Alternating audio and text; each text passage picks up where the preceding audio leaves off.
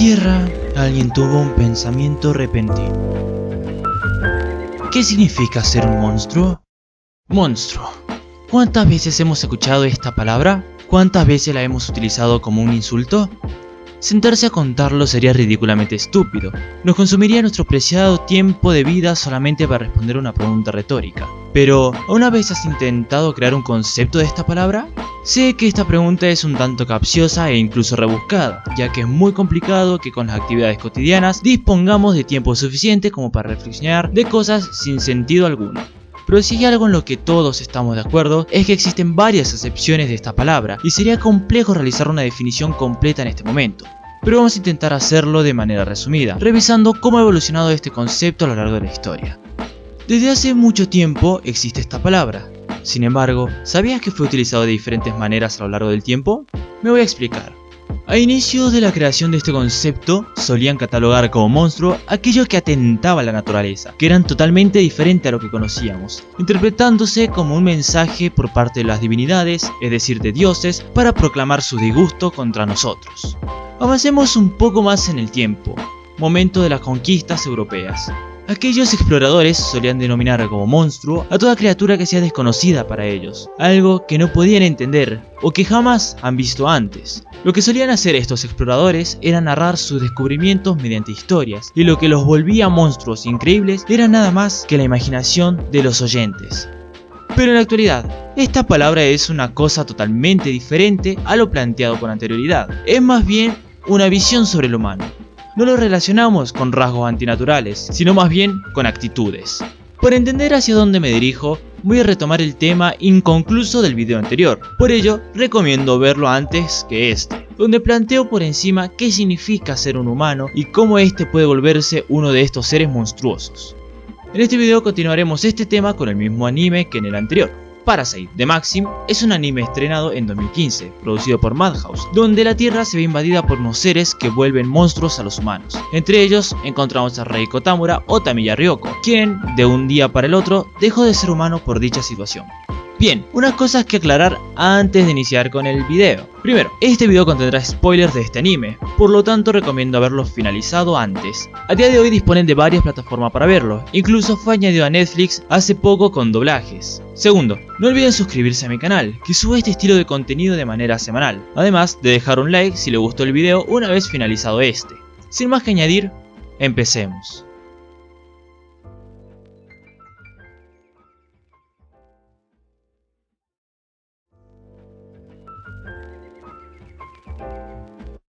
En su primera aparición se nos presenta como Ryoko Tamiya, una joven profesora de matemáticas que será el reemplazo de un profesor accidentado de la misma preparatoria a la que asiste Shinichi Izumi.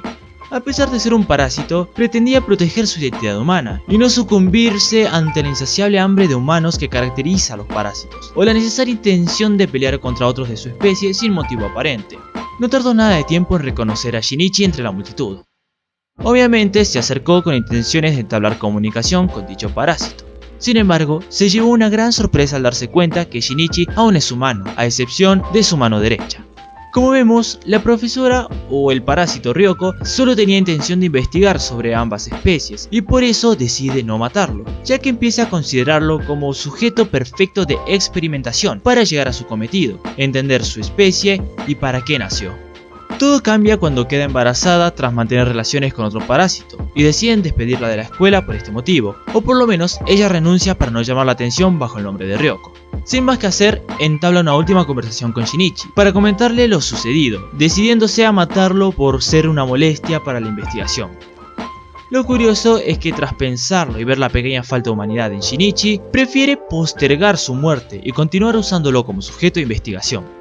Como vemos, este parásito posee la curiosa característica de buscar explicación. Desarrolla una de las primeras características del ser humano: aprender. Esto no termina aquí. Tras su incidente con el trabajo, la madre de la verdadera Ryoko aparece en su departamento, porque se preocupó tras recibir una llamada de la preparatoria informándole de la situación. Aparece ante ella y, usando la lógica, busca una manera para evitar la charla. Pero la madre logra notar que no se trataba de la verdadera Ryoko. Este parásito no tuvo más opción que matarla, pero la duda que despertó esa humana en ella no iba a ser saciada tan fácilmente. No entiende cómo es posible que haya identificado la ausencia de humanidad en ella,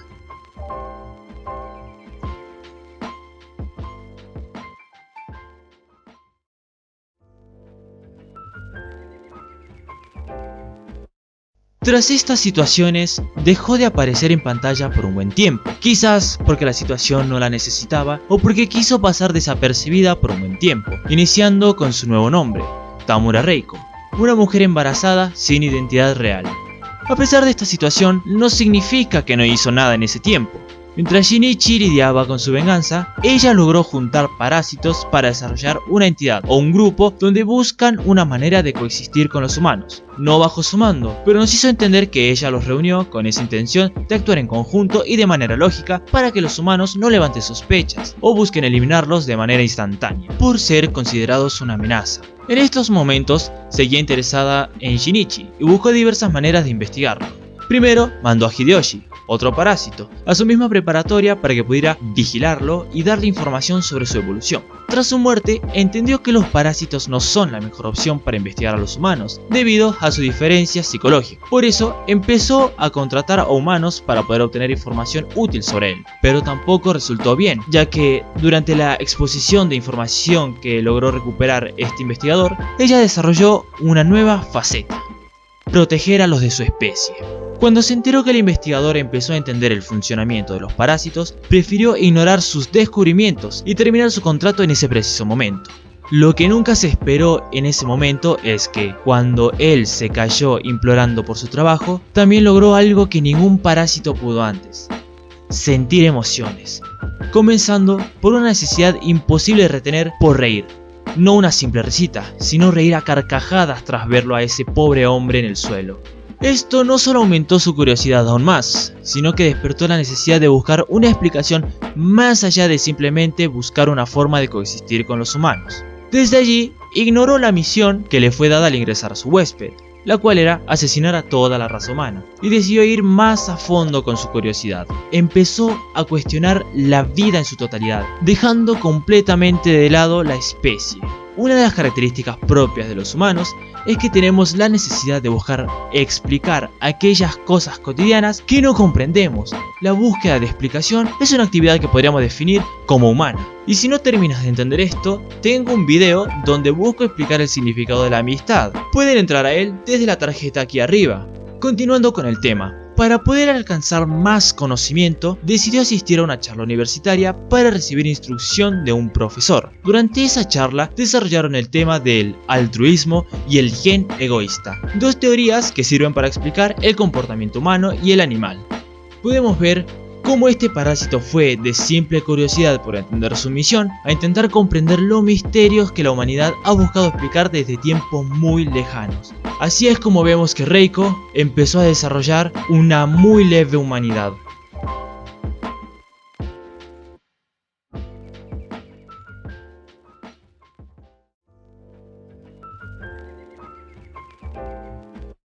Su estrecha relación con Shinichi y haber tenido un hijo humano son los factores que provocaron el despertar de esta curiosidad de Reiko. Iniciemos porque vio a ambos como meros objetos de investigación. Primero con Shinichi, por la forma de complementarse con Migi y su relación entre humano-parásito. Y luego a su bebé, que curiosamente nació humano, a pesar de haberlo intentado entre dos huéspedes de parásitos. Ambos humanos incitaron a Reiko a seguir con su investigación de manera indirecta, por más que esto implicara tener a todo su grupo de parásitos en su contra. Incluso llegaron a emboscarla con la intención de matarla, pensando que se estaba volviendo una amenaza para ellos. Shinichi, quien tenía un pensamiento idealista de los humanos, permitió que ella pudiera ver cómo un humano se corrompía mentalmente de manera progresiva y comprender qué cosas lo vuelve uno. Mientras que el bebé fue aquello que provocó su encariñamiento por los humanos. Esto se puede ver bien cuando dejó a un humano a su cuidado, mientras ella se dirigía a las reuniones de su grupo parasitario. También cuando decidió asistir a la charla universitaria y lo llevó para poder cuidarlo en ese momento. Y por último, cuando el investigador se lo llevó, es decir, lo capturó o lo raptó, siguió los pasos que éste le indicó para poder recuperarlo. En síntesis, podemos decir que Shinichi les brindó las bases para poder distinguir qué es un humano y qué es un monstruo, mientras que su hijo le proporcionó aquellos rasgos que los parásitos no poseen y lo diferencian de los humanos, principalmente el altruismo y sentir emociones. La aparición de estas emociones o sentimientos fue lo que creyó que era imposible, y el encariñamiento por la especie humana fue el punto cúspide para que ella dejara de ser aquel monstruo que pareció ser en primera instancia. Vamos un poco más al punto. El investigador decidió secuestrar a su bebé a modo de venganza, porque ella envió unos parásitos a matar a su familia. En realidad era solamente para matarlo a él, pero al estar ausente en casa en ese momento, simplemente pudieron matar a su familia. En esa situación dejó una nota con instrucciones para que ella pudiera recuperarlo. Reiko decidió seguir las órdenes, no sin antes buscar a Shinichi para darle algo, o eso es lo que dijo en la llamada. No sin antes entrar a su casa con intención de encontrar algún rastro de humanidad o información que le ayude a comprenderlo. Una vez en el parque, reunido con el investigador, vemos ese enfrentamiento de pensamientos, ese combate de ideales, donde el investigador saca a relucir valores humanos que los parásitos no tienen, principalmente el hecho de no sentir sentimientos. Pero todo cambia cuando él decide fingir que matará al bebé. Cuando vemos los ojos de Reiko y cómo pierde lentamente esos brillos en sus ojos. Esos brillos que representaban qué tan monstruoso es alguien, para que instantáneamente arremeta con un cuchillo y perfora al investigador. Todo para salvar a su hijo. Este hecho de proteger a su hijo es parte de las teorías mencionadas con anterioridad que ella escuchó en dicha charla universitaria. En esta situación, Migi saca a relucir lo siguiente. Sintió una señal proveniente de su especie que nunca antes había sentido. Una señal que no significa simple sed de sangre, odio o intención de matar, sino más bien se trata de una señal de protección. Matar a alguien en defensa de los otros, sin esperar algo a cambio. Reiko experimentó los rasgos altruistas del humano al defender a su bebé. Esto no es el final. Luego de esta situación, se dirige donde Shinichi para poder explicarle sus pensamientos sobre ambas especies. Explica que los parásitos son seres frágiles y que ambos son especies que se complementan, sin recibir resultados porque él decide ignorar todo lo que ella dice. Cuando llega la policía e inician la balacera en contra de ella, desarrolla por última vez el altruismo para poder proteger a su bebé y evitar que le hagan daño, ya que él era un pequeño humano y no tenía ninguna culpa de esa situación. En ese momento, Reiko expresa unos últimos sentimientos humanos antes de caer muerta. Pena por lo que le pasó a Shinichi, empatía por la pérdida de su ser querido y agradecimiento por poder cumplir con los ideales que ella no pudo al morir en esa situación. Todo gracias a la presencia de Shinichi y a cómo le ayudó indirectamente junto a su bebé a entender a los humanos, donde no solo logra finalizar con su ciclo de monstruo, sino que también le permite humanizarse. Con esto respondemos la pregunta del anterior video. Vemos que es complicado el proceso, pero no es imposible que un monstruo se torne un humano. Sin embargo, si un monstruo puede volverse humano al experimentar estos rasgos o conceptos que nos caracteriza, ¿cuál es la gracia de ser humano? Quiero decir que si cualquiera puede humanizarse, ¿cuál es el significado de ser uno?